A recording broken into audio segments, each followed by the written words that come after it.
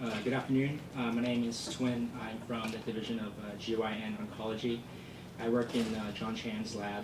Unfortunately, you couldn't be here today, so it's my pleasure to introduce Victor. But first, I wanted to thank Dr. Robertson, Tracy, and Dr. Guerra for putting together this really good program. And it was through this program that we found Victor.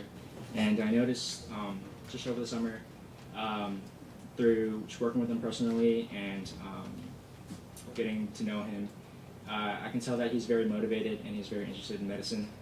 And he'll be applying to, or he is applying to medical school this summer. And I know he'll get in, and I know that he'll do good things. So here's Victor. All right.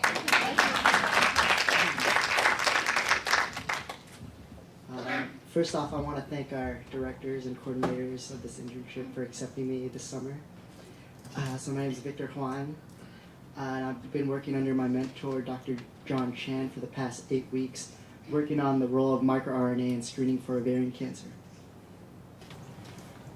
So here's a picture of the female anatomy, and my project focuses on the ovary, shown here, which many believe excessive ovulation that occurs in the ovary can cause scarring in the epithelial tissue, which leads to ovarian cancer. So here are some facts on ovarian cancer. It's the 5th most common cancer among women, so over 20,000 women get it in America every year.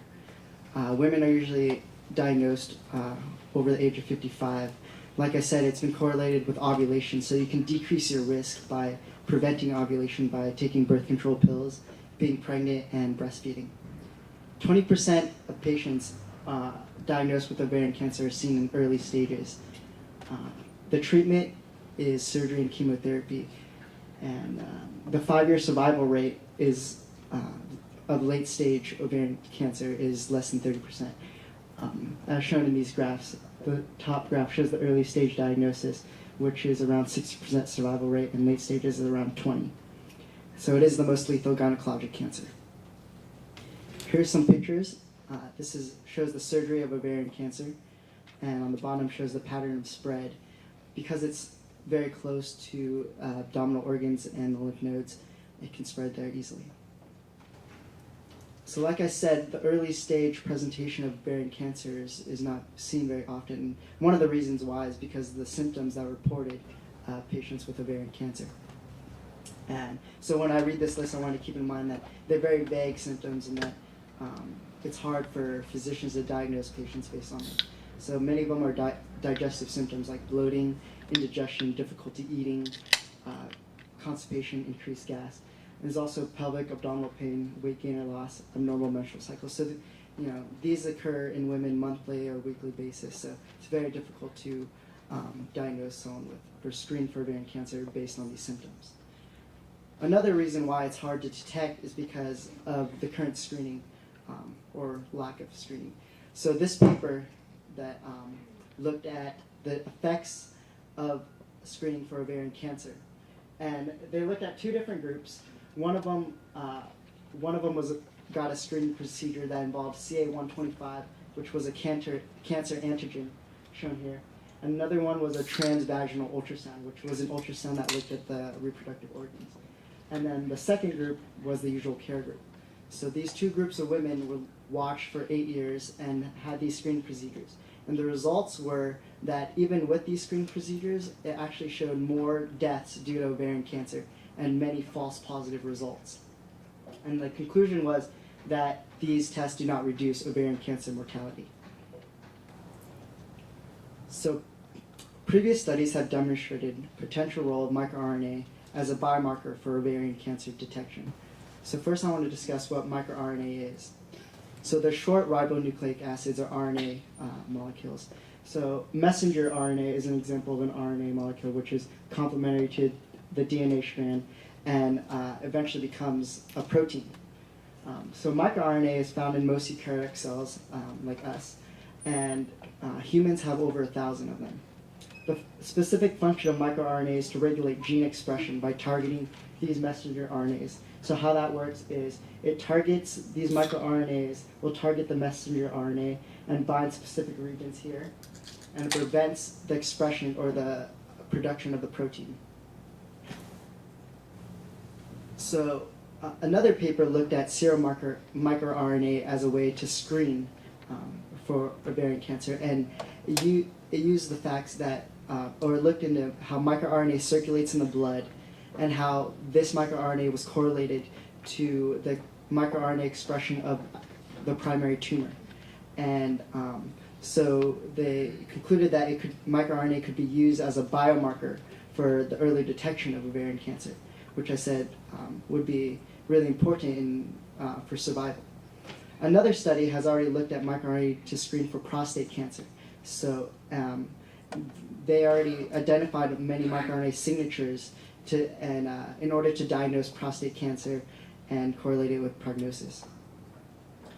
So the objective of our pilot study was to identify the differential expression of serum microRNA in patients with ovarian cancer versus patients that did not have ovarian cancer. We also want to distinguish microRNA profiles of those with early stage ovarian cancer versus benign cysts. So we looked at 15 different specimens or blood serums. 10 of them were from cancer patients, and 5 of them were from benign cysts. The cancer patients were from later stages. And how we did that is, first we took patient serum from the UCSF Ovarian Tumor Bank, which was a large tumor bank, and we extracted the RNA.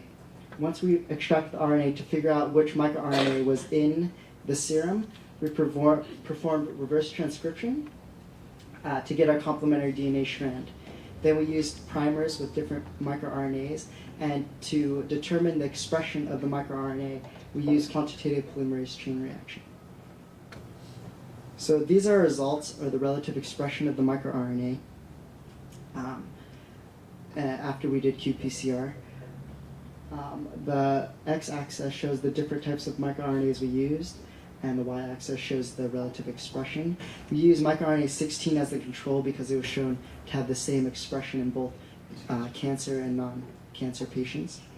And a relative expression of 1 would just mean that it'd be the same level, and then above 1 means that the microRNA was overexpressed, and under 1 would mean that it's underexpressed. So here are the gene targets that we used a database called TargetScan that predicted which genes the microRNA targeted.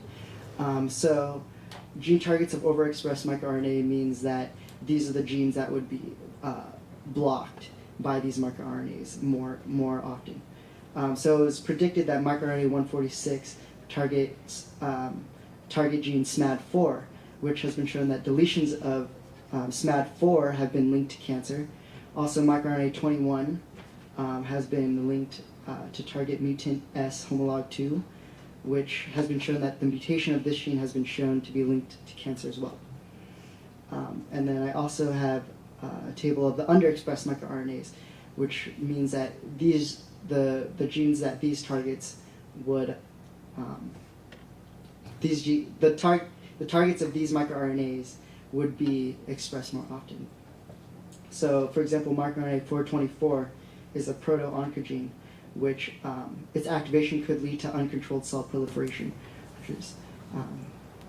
and also linked to targeting CCNE1, which is shown to the overexpression of this gene has been observed in many telomerase activity. So the limitations of this study. So currently we have a small sample size because it is a pilot study and we're trying to perfect our experimental technique. And we want to show the validity between cancer and non-cancer microRNA serum expression. And also because early stage samples are very rare, like I said, it's diagnosed usually very late. We want to preserve those for later studies.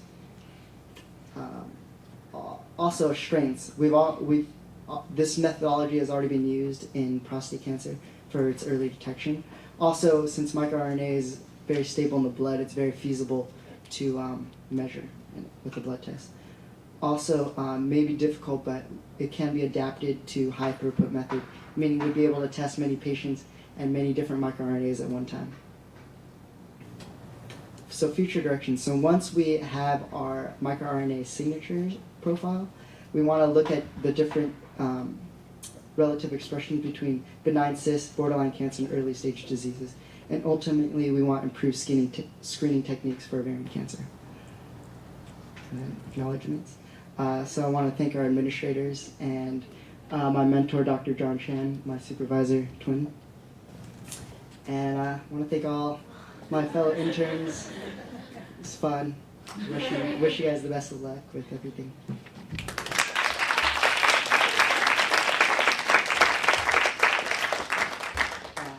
So I guess my experience, or my favorite experience, right, would probably be one specific day when that kind of like exemplified the whole internship. Starts off like at 7 a.m. So I had to wake up at 5:30 to get to a meeting at 7. I live in Berkeley, and went to a lecture that my mentor gave on different gynecologic cancers and different chemotherapy treatments and different types of surgery done. And then I was able to see, like right after that, I was able to go to clinic with him and actually relate like what I learned an hour ago to what these patients were going through, and that was very meaningful. And then after that, I was able to meet with Dr. Robertson and talk about, you know, my career path and what I want to do. And then I also really enjoyed watching surgeries. I was able to see a C-section as well, and got to watch a couple of hysterectomies, and that was both educational and motivating experience. Thank you.